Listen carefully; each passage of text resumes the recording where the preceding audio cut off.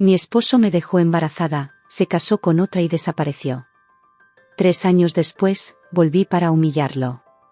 Mi nombre es Isabela Martín, y esta es la historia de cómo el amor de mi vida me convirtió en su sombra, y cómo regresé para convertirme en su peor pesadilla. Hace 3 años, estaba embarazada de 7 semanas cuando Alejandro Ortega, mi esposo, desapareció. Dijo que salía a comprar pan. Nunca volvió. Una semana después, lo vi en una foto en redes sociales, casándose con otra mujer. Su nueva esposa se llamaba Claudia Montero, y era la hija del dueño de un canal de televisión muy famoso. No, lloré. No podía. Mi cuerpo temblaba de rabia y tristeza, pero tenía que sobrevivir. Me fui del país.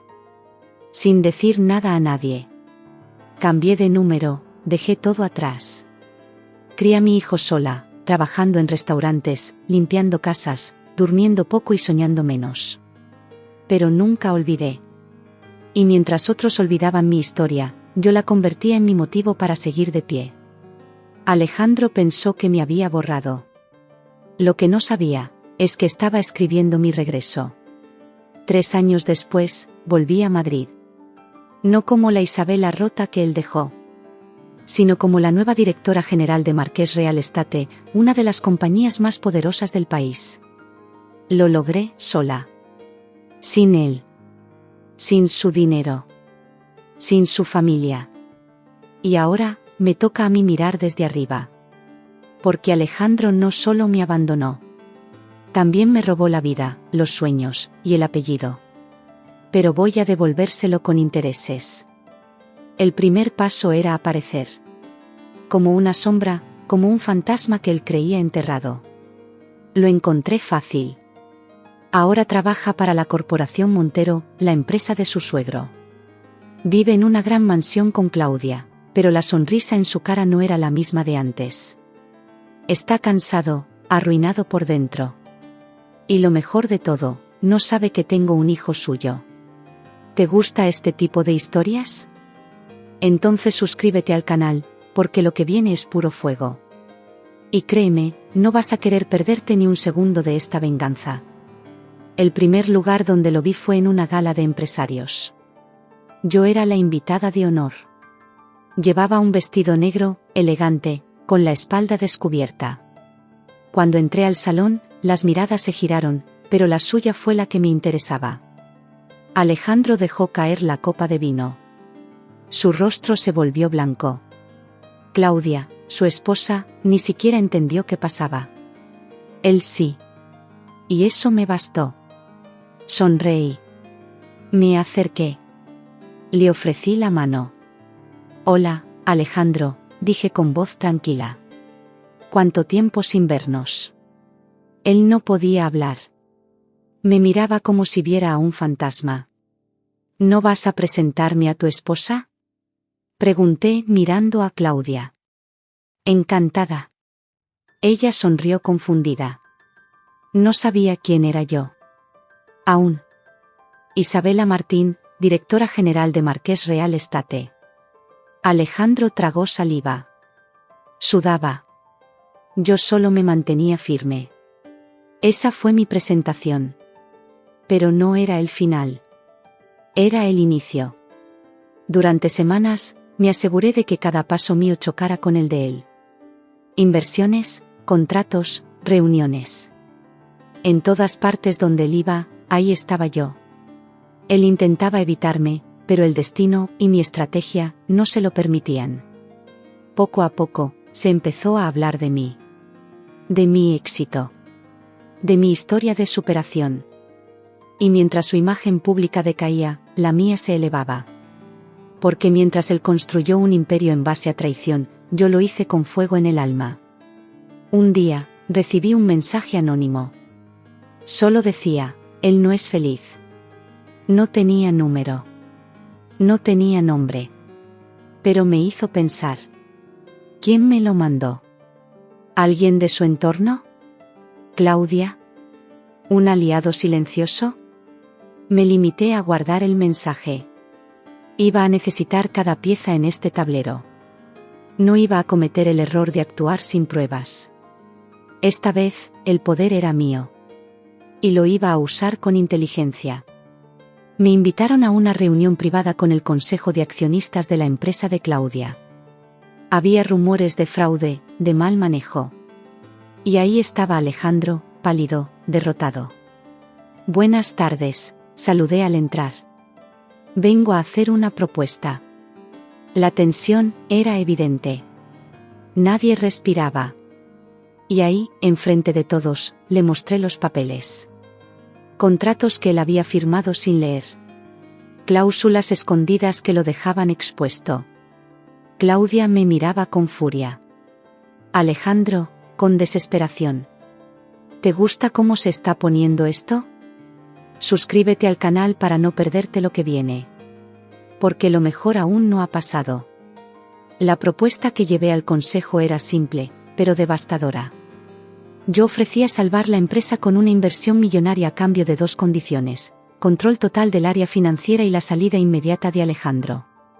Mientras exponía mis puntos, sus ojos se llenaban de rabia contenida, pero no podía hacer nada. Todos los presentes sabían que sin mi dinero, la empresa Montero no sobreviviría el año. Claudia no dijo nada, pero su mirada me quemaba la nuca.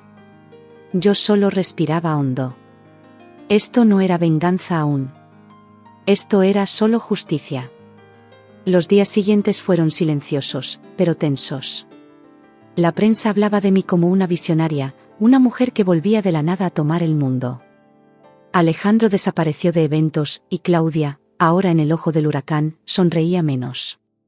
Una noche, lo vi saliendo solo de un hotel, demacrado, más flaco, sin dirección. Lo seguí con la mirada sin acercarme. Ya no era necesario. A veces, la peor humillación no viene con gritos. Viene con el silencio de quien ya no te necesita. Decidí visitar el cementerio donde descansaba mi madre. Fue una visita que evité por años, pero ahora necesitaba respuestas. Frente a su tumba, recordé sus consejos, sus advertencias, sus abrazos. Ella había odiado a Alejandro desde el principio. Me decía que los ojos no mienten, que los hombres que huyen una vez, huyen siempre. Me arrodillé frente a su nombre y prometí no volver a ser débil. No iba a permitir que ningún hombre más definiera mi vida. Mi hijo merecía una madre invencible. En medio de todo, comencé a recibir cartas extrañas en mi oficina. No tenían remitente. En una, había una foto de Alejandro con una mujer desconocida. En otra, extractos bancarios con movimientos sospechosos. Alguien quería que yo siguiera escarbando, y lo estaba logrando. Fui armando el rompecabezas sola, conectando pistas, buscando el porqué de cada mentira. Descubrí que Claudia y Alejandro habían creado una red de empresas fantasma para desviar dinero de los Montero. La traición iba más allá de lo personal. Era corrupción.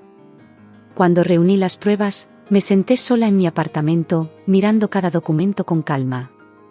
Podía entregarlos a la policía, arruinarlo todo en un solo día. Pero decidí esperar. Quería ver sus caras cuando todo saliera a la luz. Quería estar ahí cuando su mundo se derrumbara, como el mío lo hizo hace 3 años. Porque el dolor se transforma con el tiempo. Ya no lloraba. Ya no temblaba. Ahora solo sentía una determinación fría, afilada como una hoja. Las noticias empezaron a filtrarse. Primero fue una nota pequeña en un blog financiero, luego una investigación en un diario nacional. Hablaban de lavado de dinero, de irregularidades, de empresas fantasmas conectadas con la corporación Montero. Alejandro y Claudia intentaron frenarlo todo con comunicados, abogados y silencios. Pero ya era tarde. Lo que habían construido con mentiras, se estaba cayendo sin que yo dijera una sola palabra. Verlos pelear en público fue la señal de que el plan funcionaba. Mientras ellos se hundían, yo preparaba el último golpe. Contacté a un periodista que años atrás había escrito sobre mi desaparición. Le di todo, documentos, fechas, nombres. No pedí nada a cambio. Solo la verdad. Él aceptó sin pensarlo. En menos de una semana, el reportaje salió en horario estelar. Mi rostro apareció en pantalla, mi historia se escuchó en millones de casas. La mujer abandonada volvía convertida en fuerza. Mi hijo dormía en el cuarto mientras yo veía todo con lágrimas secas. Claudia reaccionó con furia. Me mandó una carta amenazándome con demandarme por difamación. No contesté. No valía la pena. Su poder estaba desmoronándose. Los Montero la estaban alejando. Su imagen ya no vendía elegancia, sino escándalo. Alejandro, por su parte, no aparecía. Se escondía, como siempre. En cada caída, él buscaba la oscuridad. Pero ahora no tenía a quién culpar. Solo le quedaba enfrentar lo que había hecho. Y esta vez, yo no iba a salvarlo. Me ofrecieron una entrevista en televisión. Dudé.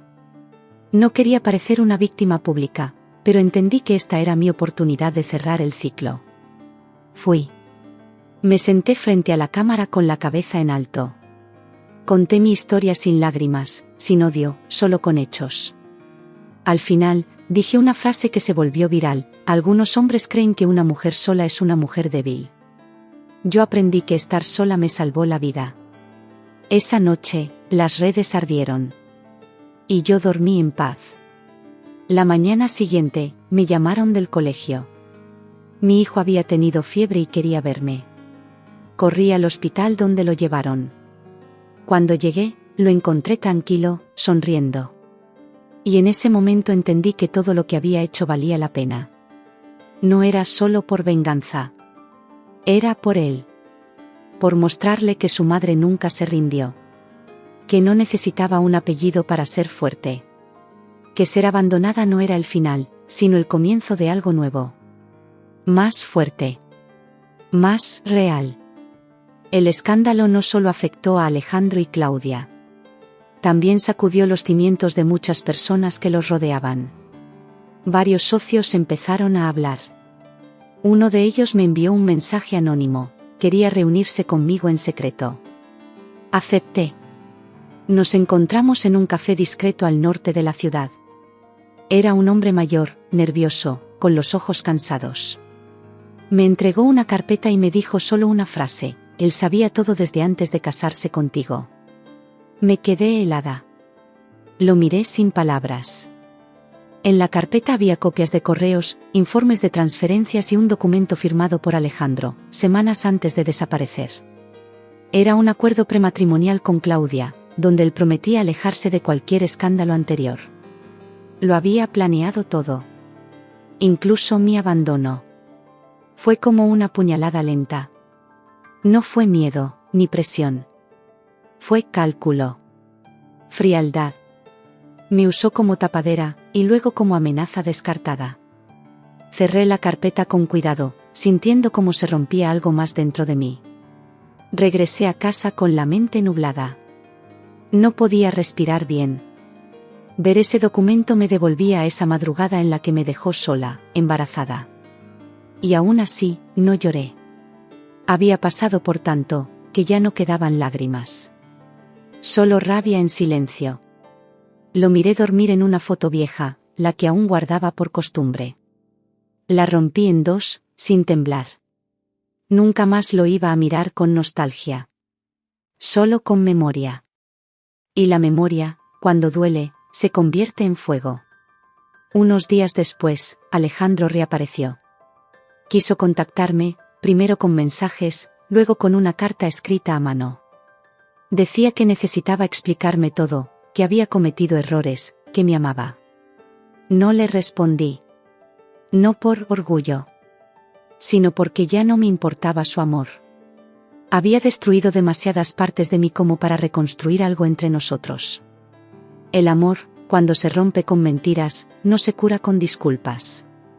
Se entierra. Y yo ya había cavado su tumba. Claudia, en cambio, no se quedó quieta. Filtró a la prensa que yo solo quería fama, que me aprovechaba de su familia, que siempre fui una oportunista. Me reí. Era irónico. Ella, que se casó por nombre y poder, me acusaba de buscar fama. Sabía que estaba desesperada. Los medios ya no la protegían. Su padre la había apartado del directorio. Había perdido el brillo, el respaldo, y pronto, perdería algo más. Porque aún faltaba el acto final. Y yo ya tenía el escenario listo. La caída total de Alejandro y Claudia estaba cerca, pero no quería que sucediera en silencio. Quería que se escuchara en cada rincón. Preparé una conferencia de prensa. Pero esta vez no para contar mi historia, sino para revelar todo lo que ellos ocultaron. Contraté un equipo legal, un auditor privado y un grupo de víctimas que también habían sido engañadas por sus negocios turbios. Cuando el día llegó, todos estaban ahí. Cámaras, reporteros, abogados. Y yo, al frente. Serena. Lista. La sala estaba llena. Luces, cámaras, micrófonos de todos los canales importantes. Pero no era un evento glamoroso. Era una ejecución pública. Me senté frente a todos con los documentos a la vista, los informes marcados, las pruebas organizadas. El fiscal que me acompañaba abrió la rueda de prensa con una frase que lo cambió todo: esto no es solo una denuncia. Es una revelación de cómo se construyen imperios sobre mentiras. Todos los rostros en la sala se tensaron. Nadie esperaba algo tan grande. Empecé a hablar, despacio, sin lágrimas. Expliqué cómo fui utilizada, cómo me abandonaron, cómo intentaron borrarme. Pero no era solo mi historia. Era la de otras mujeres engañadas, socios traicionados, familias estafadas. Mostré documentos, nombres, transferencias. Cada hoja que levantaba era un pedazo más del castillo de cartas cayendo. Nadie interrumpía. Solo se escuchaban cámaras y respiraciones cortas. Claudia y Alejandro estaban viéndolo todo desde casa, sin poder detenerlo. Mientras hablaba, recordé a la Isabela de antes. Ingenua, enamorada, confiada. Esa mujer había muerto la noche que él cerró la puerta para no volver. Lo que quedaba ahora era una nueva versión de mí, más fuerte, más clara, más peligrosa. Porque el dolor, cuando no te destruye, te transforma. Y yo ya no era la víctima. Ahora era la voz que nadie pudo silenciar. Terminé con una frase que quedó grabada en los titulares del día siguiente: mi silencio fue su escudo. Mi voz, su final. Después de la conferencia, volví a casa sola. Nadie celebró conmigo. No había aplausos ni abrazos. Pero estaba bien. No buscaba reconocimiento. Buscaba justicia. Miré a mi hijo dormir, tranquilo, ajeno al mundo que su madre acababa de voltear de cabeza. Me senté a su lado, acariciándole el cabello, y le susurré algo que no entendería aún: tu madre no es una heroína, es una sobreviviente. Porque a veces, solo eso basta. Seguir de pie, cuando todos te dieron por vencida. Las repercusiones no tardaron en llegar. La policía abrió una investigación formal contra Alejandro y Claudia. Cuentas congeladas, propiedades embargadas, registros bloqueados. Sus amigos desaparecieron. Los periodistas ya no los defendían. Era como ver una película al revés, donde los que estaban arriba se desmoronaban con cada escena. Yo no sentía placer. Sentía alivio. Por fin el peso en mi pecho comenzaba a desaparecer. Ellos estaban probando su propia medicina. Una noche, recibí una llamada inesperada. Era la hermana de Alejandro, Lucía Ortega. No hablábamos desde su boda. Me dijo que necesitaba verme, que tenía algo importante que contarme. Dudé, pero acepté. Nos encontramos en un parque, lejos de la prensa y los ojos curiosos. Estaba nerviosa, mirando a todos lados. Me entregó un sobre con documentos. Mi padre también fue víctima de ellos. Y tú tienes que saber la verdad completa. Lo tomé sin hablar. Tenía miedo, pero también una intuición: aún quedaban piezas por descubrir. Esa noche no pude dormir. Extendí los papeles sobre la mesa del comedor, tratando de dar sentido a todo. Eran registros bancarios, correos y una carta escrita a mano por el padre de Alejandro. Decía que nunca confió en Claudia, que sabía que usaba a su hijo para lavar dinero a través de fundaciones falsas. Decía también que, cuando quiso denunciarlo, Claudia lo amenazó con destruir su reputación. Poco después, el hombre sufrió un infarto y murió en circunstancias dudosas. Ahora entendía por qué Lucía estaba tan nerviosa. La carta incluía una confesión terrible. Alejandro estaba al tanto de todo. No solo me dejó por ambición. Me dejó para proteger su participación en el fraude. La boda con Claudia fue una transacción, no un error. Yo había sido parte del decorado. Una distracción emocional mientras armaban un imperio de mentiras. Y cuando mi embarazo se volvió inconveniente, simplemente me borraron. Leí cada línea con un nudo en la garganta. Aún sabiendo todo lo que había hecho, no dejaba de doler. Guardé los documentos en una caja fuerte. Ahora no solo tenía motivos emocionales. Tenía pruebas que conectaban incluso a políticos y empresarios poderosos. Este caso era más grande de lo que parecía. Lucía me advirtió que tuviera cuidado. Había gente peligrosa involucrada. Pero no sentí miedo. Después de todo lo que viví, lo único que me atemorizaba era quedarme callada. Mi silencio había permitido demasiadas cosas. Y ahora, era tiempo de hablar por todos los que no pudieron hacerlo. Los días pasaron y los medios no hablaban de otra cosa. Claudia desapareció de la vista pública. Alejandro fue visto entrando a una comisaría, pero no salió por la puerta principal. La policía lo había detenido por evasión fiscal. Verlo esposado no me dio alegría. Me dio cierre. Durante 3 años soñé con ese momento. Y aunque el pasado no se borra, ver justicia finalmente aplicada me dio un respiro. No de victoria, sino de recuperación. Yo ya no era su sombra. Decidí visitar el orfanato donde pasé parte de mi infancia. No muchos sabían que fui adoptada después de que mi madre muriera. Caminé por los pasillos viejos, los mismos que un día me vieron crecer en silencio. Le conté a la directora mi historia. Ella me abrazó y me dijo algo que no esperaba: tu historia no es única. Pero tu valentía sí. Salí de ahí sintiendo que, aunque me arrancaron tanto, aún podía dar algo a los demás. Y eso me dio paz. Esa noche, mientras me preparaba para dormir, me llegó una carta sin remitente. Dentro había una sola hoja con una frase escrita a mano: aún no sabes todo. El verdadero traidor está más cerca de lo que imaginas. Sentí un escalofrío. ¿Qué más podía quedar por descubrir? Guardé la nota sin mostrarla a nadie. No sabía si era una amenaza o una advertencia. Pero algo en mi interior me decía que el juego aún no había terminado. Y que la pieza más oscura, todavía no había sido revelada. No pude dejar de pensar en esa nota. Pasé toda la noche revisando documentos antiguos, mensajes, rostros del pasado. Pero nada encajaba. ¿Quién más podía estar involucrado? ¿Qué traidor faltaba por salir a la luz? A la mañana siguiente, fui a mi oficina antes de que amaneciera. Necesitaba tiempo y silencio para ordenar todo. Abrí cada carpeta, volví a leer cada línea. Y ahí lo vi. Un nombre repetido en varias transferencias: Carlos Beltrán. Mi antiguo abogado. Mi confidente. Mi aliado. Carlos había sido quien me ayudó a salir del país cuando Alejandro me dejó. Fue quien me aconsejó guardar silencio, evitar confrontaciones legales, concentrarme en mi hijo. Yo confié en él como se confía en un hermano. Pero ahora descubrí que también trabajaba como asesor externo para la Corporación Montero. Había estado en ambos bandos.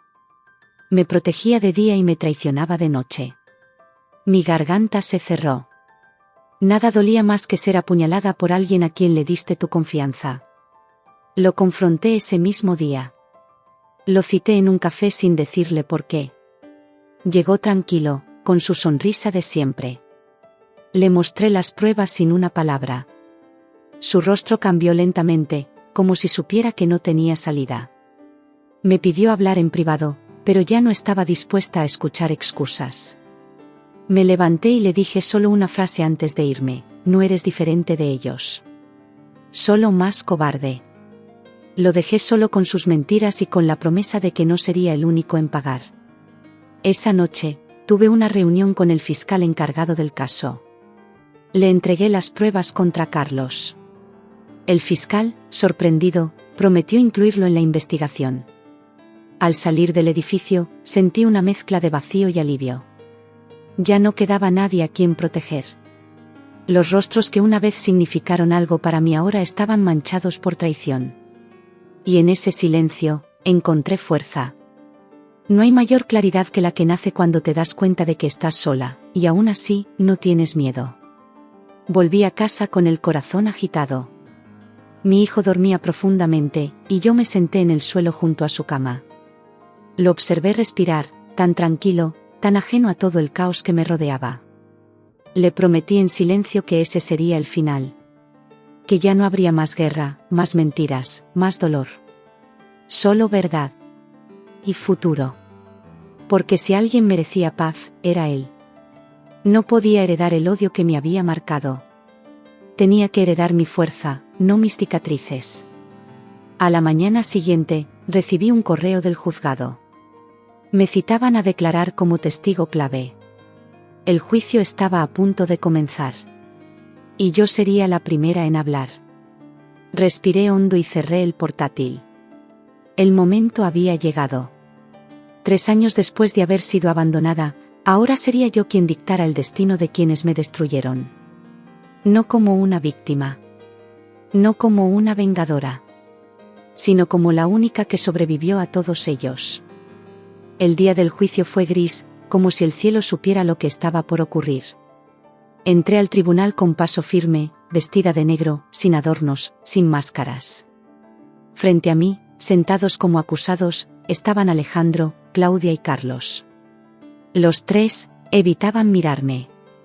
Sus rostros no mostraban rabia, sino desgaste. Parecían más viejos, más pequeños. Yo, en cambio, me sentía ligera, como si cada paso que daba borrara una herida.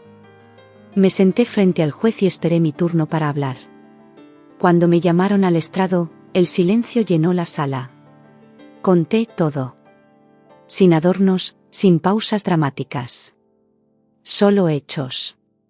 Hablé de cómo Alejandro me abandonó, de cómo Claudia construyó una red de engaños, de cómo Carlos me vendió por comodidad. El juez escuchaba con atención. La fiscalía asentía en cada punto.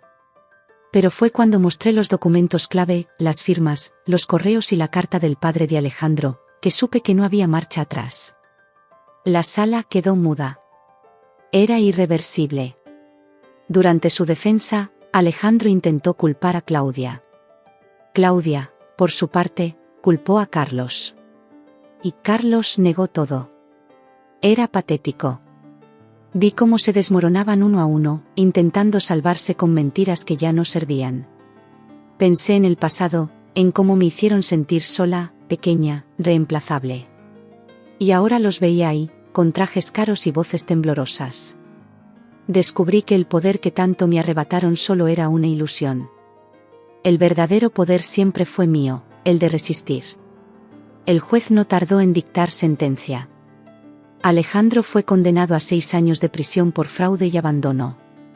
Claudia recibió una pena menor, pero con multa millonaria y la pérdida total de sus derechos empresariales. Carlos fue inhabilitado para ejercer como abogado y enfrentaba otro juicio por obstrucción de justicia. Ninguno lloró. Ninguno gritó. Solo bajaron la cabeza. La justicia no siempre grita. A veces susurra. Pero cuando llega, se siente como una puerta cerrándose para siempre. Salí del tribunal con una calma nueva. No era felicidad, ni victoria. Era alivio. Durante 3 años, había cargado con una historia que me arrancaron a la fuerza. Ahora era mía otra vez. En la puerta, algunos periodistas me esperaban. Uno me preguntó si todo eso había valido la pena. Solo respondí, sobrevivir siempre vale la pena. Pero reconstruirse, eso es lo que realmente importa. Caminé sin detenerme. Ya no necesitaba explicar nada. Mi historia hablaba sola. Esa noche, al volver a casa, mi hijo corrió a abrazarme. Lo levanté en brazos y le prometí algo más, que su madre no volvería a mirar atrás. Que a partir de ese momento, cada paso sería hacia adelante.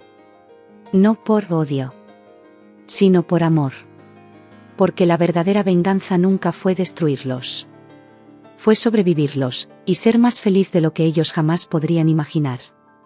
Un mes después del juicio, la mansión que Alejandro y Claudia compartían fue puesta en venta. Decidí comprarla. No por rencor, sino por justicia poética. Caminé por sus pasillos vacíos, por los mismos salones donde años atrás me reemplazaron como si fuera desechable. No sentí odio. Solo firmeza. Renové cada rincón, quité los cuadros, abrí las ventanas. La convertí en un centro de apoyo para mujeres que, como yo, fueron abandonadas, silenciadas, rotas, y aún así, resistieron. Marina, una psicóloga que conocí en mis días más oscuros, fue la primera en sumarse al proyecto. Juntas armamos una red de voluntarias, psicólogas, abogadas. Queríamos algo más que ayudar, queríamos transformar. La casa se llenó de voces nuevas, de niños corriendo, de historias que comenzaban otra vez. Vi en sus ojos lo que una vez perdí, esperanza. Y entendí que mi historia no era solo mía. Era el reflejo de muchas. Y al compartirla, la convertía en fuerza. Alejandro me escribió desde prisión. Una carta breve, sin disculpas, solo palabras vacías. No la respondí. La rompí en silencio y la dejé ir. No porque ya no doliera, sino porque por fin entendí que no merecía más de mí. Yo ya no era su esposa, su sombra ni su víctima. Era una mujer completa, madre, empresaria, sobreviviente. El pasado no se olvida, pero se resignifica. Y yo había encontrado algo más poderoso que la venganza, el renacer. Un domingo cualquiera, llevé a mi hijo al parque. Jugaba con otros niños, riendo a carcajadas. Me senté en una banca, sintiendo la brisa en la cara. Cerré los ojos un momento, respiré profundo. No había gritos, ni amenazas, ni miedo. Solo el sonido del viento, de la vida, de la paz. Y ahí, supe que había ganado. No por lo que perdieron ellos, sino por lo que recuperé yo, mi voz, mi dignidad, mi futuro. Ese día, al llegar a casa, escribí en mi diario una sola frase. No busqué venganza. Busqué verdad. Y en el camino, me encontré a mí misma. Y con esa frase, cerré el último capítulo de una historia que empezó con abandono, y terminó con libertad. Porque cuando una mujer vuelve más fuerte, ya no quiere que le devuelvan lo que perdió. Quiere construir algo que nadie más pueda arrebatarle jamás.